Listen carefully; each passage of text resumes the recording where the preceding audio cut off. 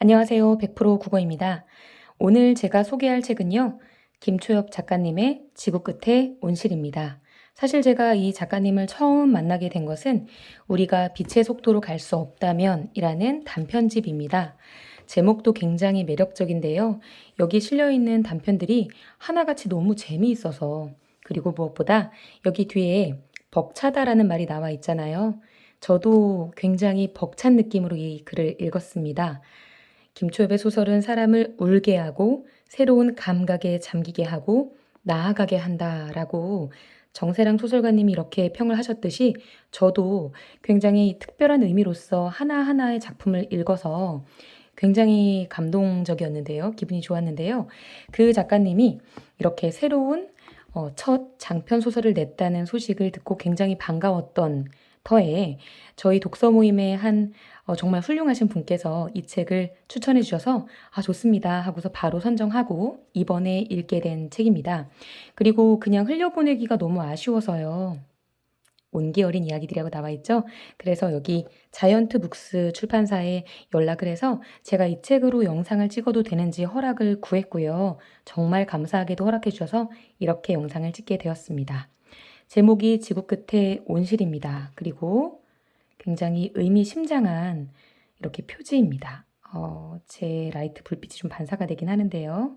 이렇게 반짝반짝하고요. 제목이 지구 끝의 온실입니다. 끝과 온실이라는 말이 묘하게 배치가 됩니다. 더 자세한 얘기는 삼가도록 하고요. 이번 영상에서는 책의 일정 부분을 인용하고요. 저의 소박한 생각을 좀 담아서 전달해 드리고자 합니다. 영상의 중간부터는 뒤에 내용이 스포가 있을 수 있으니 그 부분에서 제가 말씀을 드리면 아직 책을 읽지 않으셨다면 잠시 중단하시고 책을 읽으셔도 좋겠습니다. 꼭 처음부터 끝까지 읽어보시기 바랍니다. 그러면 시작하도록 하겠습니다. 제목을 생생한 사람들이라고 정한 까닭은요. 마치 영화 속에서 여기 나오는 이 인물들을 다 만난 것처럼 굉장히 생생하게 다가왔기 때문입니다. 어쩌면 영화보다 더 생생하게 만난 것만 같습니다. 그리고 그 모두가 각자의 생명력으로 반짝반짝 빛나는 사람들이어서요. 정말 사람한테 희망이 있구나라는 생각을 절로 하게 만들었던 굉장히 매력적인 인물들입니다. 모두 그러냐고요? 이런 얘기 스포해도 되나요? 네, 정말 모두가 다 그렇습니다. 자, 그러면 시작하겠습니다. 제가 만든 자료에 규칙이 조금 있는데요. 간단히 말씀을 드리고 시작하도록 하겠습니다. 여기 지수는이라고 되어 있는 부분은요. 이 문장의 첫 부분을 끌어올려서 좀 강조한 거고요. 이렇게 큰 글씨는 제가 인용한 부분입니다. 그리고 밑에 있는 작은 글씨는 제 생각입니다. 자, 그러면 바로 들어가겠습니다. 지수는 자신이 조금씩 사람들이 가진 어떤 활력이 물드는 것 같다고 생각했다. 수년 뒤의 미래를 생각하는 것이 아니라 당장 내일의 삶만을 생각하는, 그러나 그 내일이 반드시 가능할 것이라고 믿는 데에서 오는 매일의 활기에. 그래요, 맞습니다. 사람은 원래 그렇습니다. 물들이고 물드는 존재입니다. 그리고 활력. 살도록 하는 힘에 대해 생각합니다. 끝에서는 다음을 생각할 수가 없습니다. 하지만 오늘과 내일을 생각할 수는 있습니다. 삶이 너무 버겁거든 바로 오늘 그리고 또 열어젖힐 내일 그것에만 온전히 에너지를 쏟아부어도 괜찮을 것입니다. 그것이 활력, 사는 힘이 되어 살도록 할 것입니다.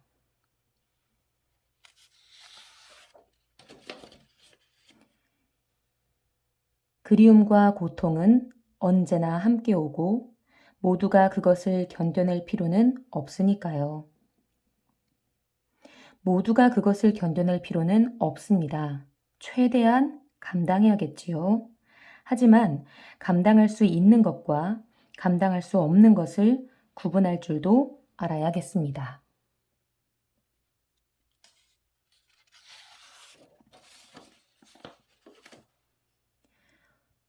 후회와 그리움이 섞인 하지만 고통이라고만은 단언할 수 없는 어떤 복잡한 감정이 그 시선 속에 있었다. 생의 어떤 한순간이 평생을 견디게 하고 살아가게 하고 동시에 아프게 만드는 것인지도 몰랐다. 생의 한순간의 힘에 대해서 생각합니다. 생의 한순간이 그를 얼마나 고통스럽게 했을지, 그리워하게 했을지, 시간이 아무리 지나도 옅어지지 않을 감정의 농도가 있다고 생각합니다.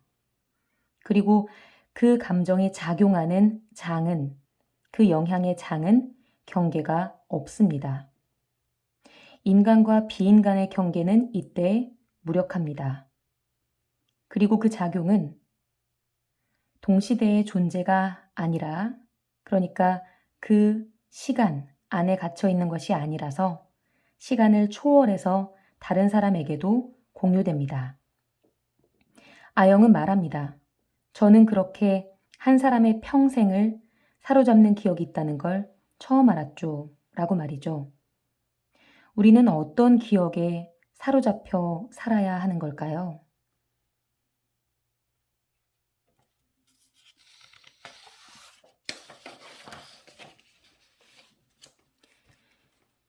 식물 인지 편향은 동물로서의 인간이 가진 오래된 습성입니다. 인지는 무엇을 안다라는 뜻이겠죠. 그런데 편향이니까 한쪽으로 조각나고 치우친 그런 잘못된 조각난 생각일 것입니다. 우리 동물로서의 인간은 식물에 대해서 잘못된 방향으로 치우친 조각난 그런 인지를 갖고 있는 것은 아닐까요? 그것도 오래된 습성으로 말입니다. 우리는 동물을 과대평가하고 식물을 과소평가합니다. 동물들의 개별성에 비해 식물들의 집단적 고유성을 폄하합니다. 문질러 지은 듯 흐릿한 식물 풍경을 바라볼 뿐입니다. 우리는 피라미드형 생물관에 종속되어 있습니다. 식물과 미생물, 곤충들은 피라미드를 떠받치는 바닥일 뿐이고 인간은 피라미드의 꼭대기에 있다고 생각합니다. 완전히 반대로 알고 있는 셈이지요. 인간을 비롯한 동물들은 식물이 없으면 살아갈 수 없지만 식물들은 동물이 없어도 얼마든지 종의 번영을 추구할 수 있으니까요.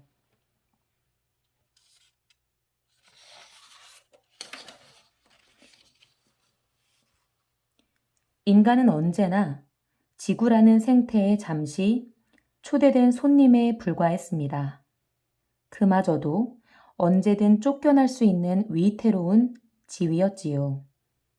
당신이 지적한 대로 모스바나의 모수는 그 자신의 경쟁력을 만드는 더스트라는 환경 자체를 스스로 무너뜨리는 식물이었다는 데에 있습니다.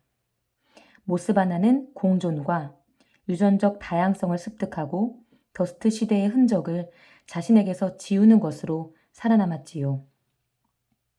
여기서부터는 뒤에 내용이 스포가 있을 수 있으니 책을 보지 않으셨다면 읽고 오시는 것으로 좀 추천해 드리고요. 그래도 괜찮다 하시는 분들은 계속해서 들어주셔도 되겠습니다.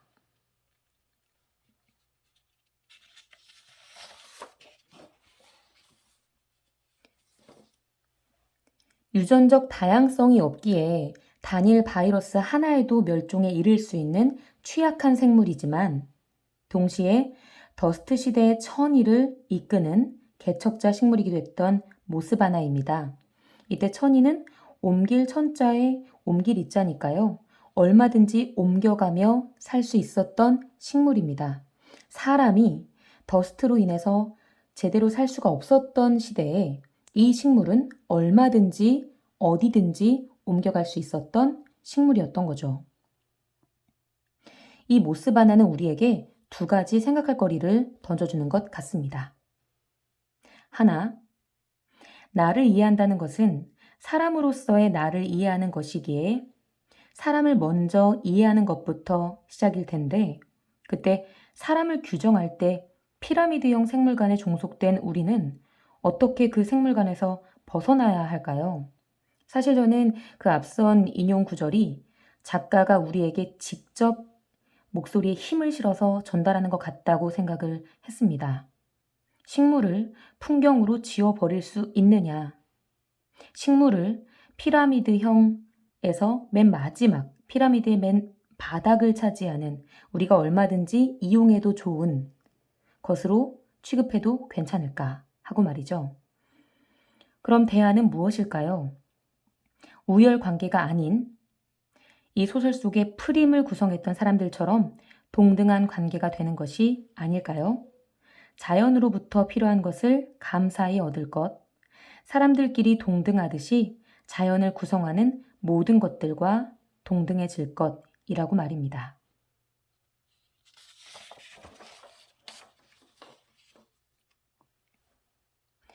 그런데 살아남은 사람들은 진실을 알려하기보다는 또다시 주어진 것들을 누리는 이용자로서만 살려고 합니다. 사실 그게 가능은 할까요? 라고 제가 엄살 어린 질문을 던져도 봅니다. 우리가 생명체들과 동등한 시각을 가지려 하는 것이 말입니다. 작가는 가능하다고 말하는 것 같습니다. 모스바나가 그러했듯이 사람 또한 그러하기를 바라는 것 같습니다. 손님으로서의 지위를 일깨워주면서 손님으로 살라고 말하는 것 같습니다. 아래 내용은 제가 생각을 좀 더 덧붙이는 건데요. 사족 같기도 해서 좀 작게 언급을 했습니다. 좀 빠르게 보도록 하겠습니다. 그러고 보면 식물을 철저히 무시하는 풍경으로 지워버리는 사람과 완전히 반대급부에 있는 것이 레이첼이 아닐까 합니다. 그리고 지수가 레이첼에게 동의도 얻지 않고 그의 뇌를 수술하던 중, 물론 수술 자체는 동의를 얻었지만요. 그 어떤 스위치를 자기 의도대로 되게 하기 위해 올려버린 일은 레이첼마저도 자신의 기준으로 판단하고 좌지우지하려 한 이기적인 행동, 인간으로서의 인간 중심적인 행동의 하나였다고 봅니다. 인간이 중심이자 주인이고 사이보그는 이용하는 대상이자 노예라는 관계, 그 일방적인 관계에서 레이첼은 지수마저도 그렇게 행동했을 때 얼마나 큰 상처를 받았을까요? 제가 여기서 주인과 노예라는 관계를 언급했는데요. 이것은 이 책에 언급된 내용은 아니고요. 제가 지금 수업하고 있는 고등학교 1학년 교과서에 나와 있는 인간과 기계의 관계에 대한 글이 있어요. 거기에서 규정한 것을 좀 따온 것입니다.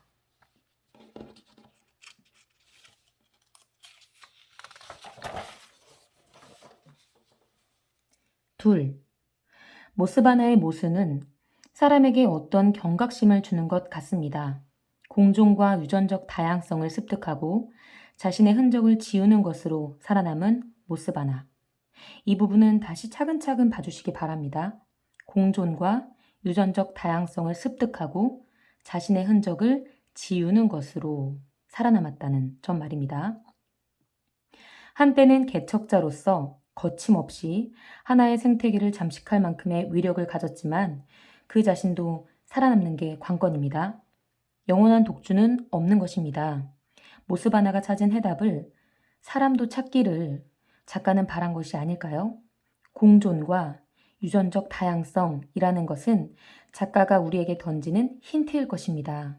손님으로서 우리 사람들의 각자의 공존, 다양성을 존중하는 것은 물론 그 우리의 범주를 넓혀서 지구상의 온갖 작은 것부터 큰 것까지의 모든 생명체들에 대해 그 다양성을 지킬 수 있도록 공존할 수 있도록 노력해야 한다는 것, 그것이 우리를 살릴 것이라는 것, 때로는 그것이 우리의 어떤 흔적을 지우는 것이 되더라도 말입니다. 모스바나가 그 신비로운 푸른 빛을 잃은 것처럼 인간도 무언가를 잃어야 할지도 모릅니다.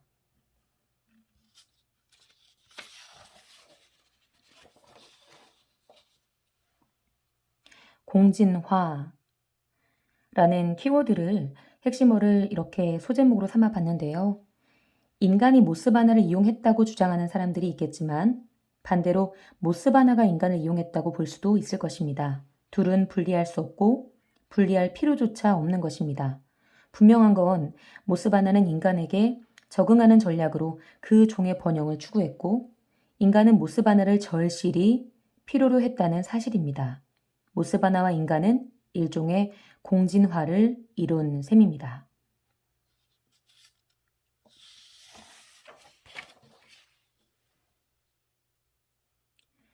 레이첼이 바랐던 것은 모스바나가 인간이 보이지 않을 때까지 지구를 뒤덮어버리는 것이었습니다. 하지만 상황은 레이첼의 의도대로 흘러가지 않았습니다. 모스바나는 인간과의 공진화를 택했고, 공진화는 작가가 내리는 결론이기도 합니다. 한 사람에게 진실이 있고 그렇기에 희망이 있지만 어느 한 사람의 의도대로 되는 것은 아닐 것입니다. 함께 영향을 주고 함께 나아가야 하는 것, 그 대등한 지위에서의 영향관계로 존속되는 것이 삶이라고 말하는 듯도 합니다. 그리고 공진화에 대해서는 네이버 백과사전에서 좀 인용을 해보았는데요.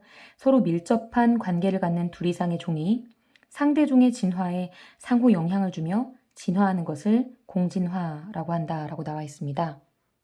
진화라는 것이 독립된 개체가 독립된 종이 시간의 흐름에 따라서 진화하는 것이 아니라 또 다른 입장에서 둘 이상의 종이 영향관계가 있다는 것을 밝혔다는 점에서 굉장히 흥미로웠는데요. 함께 살아내야 한다는 점에서 다른 책의 한 구절을 잠시 인용하고자 합니다.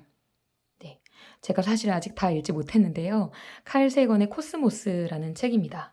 어마무시한 분량을 자랑하는데요. 근데 사실은 너무나 재치 있는 글귀로, 그리고 이런 얘기 여기서 해도 될지 모르겠습니다만, 이 옮긴 분 있죠. 물론 이 작가분도 참 대단하신 분이지만, 이 옮긴 분이요. 링라이트 조명이 계속 보이고 있는데요.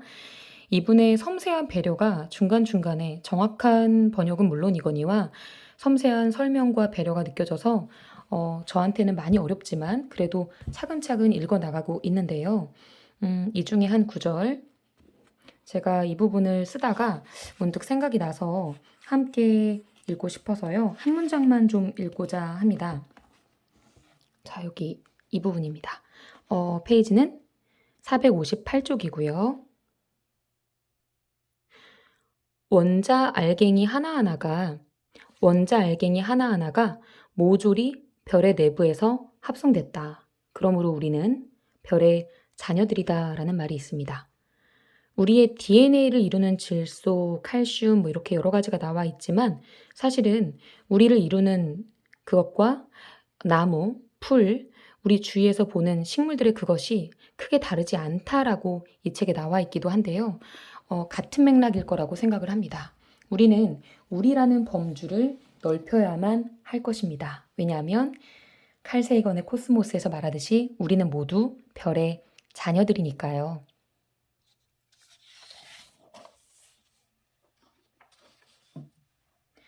하지만 전시회 내용은 과학을 잘 고증하기보다는 낭만적으로 포장한 신비주의에 가깝다는 것을 떠올리자 그 즉시 감동이 차갑게 식고 말았다.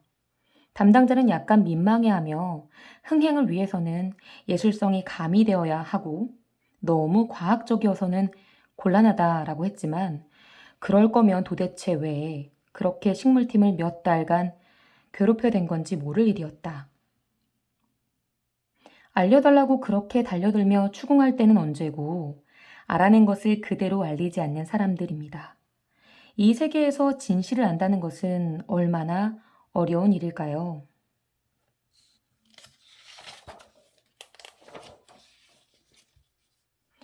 흥행 또는 그 어떤 것을 기준으로 하여 편집되고 왜곡된 것을 진실이라며 흔하게 접하고 있지는 않은지요. 이 장면 뒤에 모스바나의 성분에서 추출한 것으로 만든 테피스트리를 지구의 선물이라고 이름 붙인 것에 대해 레이첼이 그건 모스바나에 대한 기만이라고 한 것에 대해 고개를 끄덕이며 읽었습니다. 지구가 선물을 건넸다면 사람은 그 선물을 받는 존재라는 게 전제되어 있다는 것인데 사람이 지구로부터 선물 받을 만한 어떤 이유가 있을까요? 여전히 오만한 사람. 오만하기에 지구조차도 자신에게 선물을 주는 존재로 규정하는 것을 그렇게 진실을 기만하는 것에 대해 모든 것을 알고 있는 레이첼은 냉소를 머금을 수밖에 없었습니다. 그래도 다행인 것은 모든 것을 파헤치려 하고 이러한 노력을 자기 인생의 행운이라고 말하고 마침내 만난 레이첼에게 인류의 구원자라고 제대로 된 칭호를 붙여준 한 사람, 아영이 있었다는 것입니다. 제가 그 한 사람 아영을 스포해버렸습니다. 다 읽고 오셨죠?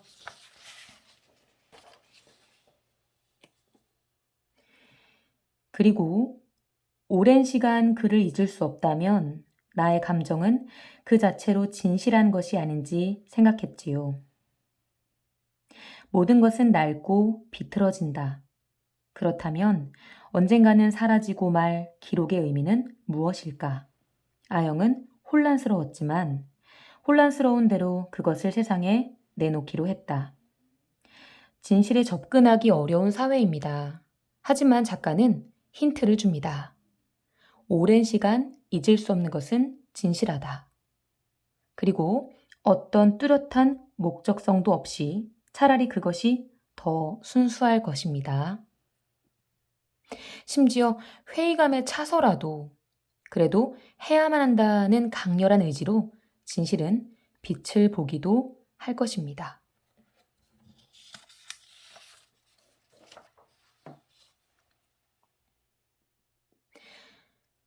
그 뒤에 작가의 말을 보면요. 작가는 막연한 이야기의 씨앗을 품었다고 했습니다. 그리고 그것에 열정과 공부라는 햇볕과 물을 주었습니다. 그리고 원예학을 전공한 작가의 아버지께서 하신 말씀, 식물은 뭐든 될 수 있다. 식물은 뭐든 될 수 있다. 라는 말씀과 지구 곳곳에 실존하는 기이한 식물들에 대한 끝없이 이어지던 이야기는 덤으로써 그 씨앗을 자라나게 했을 것입니다. 나는 어떤 씨앗을 품어야 하는가, 어떻게 틔워야 하는가 가만히 생각하게 되었습니다. 이제야 막 생각을 시작하게 되었습니다. 그리고 마무리하면서 제가 처음에 보여드렸던 우리가 빛의 속도로 갈 수 없다면 짜잔 간 줄 알았죠? 네, 여기 있었습니다. 한 구절을 인용하면서 마무리를 하고자 합니다. 자, 이 부분입니다. 나는 내가 깨어있는 만큼만 살아있었다네. 174쪽에 나와 있는 내용이고요. 삶이란, 살아있음이란 깨어있음이라고 규정합니다. 그러면 우리는 어떤 식으로 깨어있어야 할까요? 그리고 과연 나는 지금 제대로 깨어있는 것일까요? 한 번쯤 생각해 봄직한 질문입니다. 사실 이 책에서 담은 많은 이야기들을요, 이 책에 있는 많은 이야기들을 제가 차마 다 담지는 못했습니다만 여러분들께도 이렇게 물밀듯이 밀려오는 걷잡을 수 없는 여러 가지 깨달음이 이 책을 통해서 분명히 강렬하게 있을 거라고 생각합니다. 지금까지 들어주셔서 감사드립니다. 다음에 더 좋은 영상으로 찾아뵙도록 하겠습니다. 감사합니다.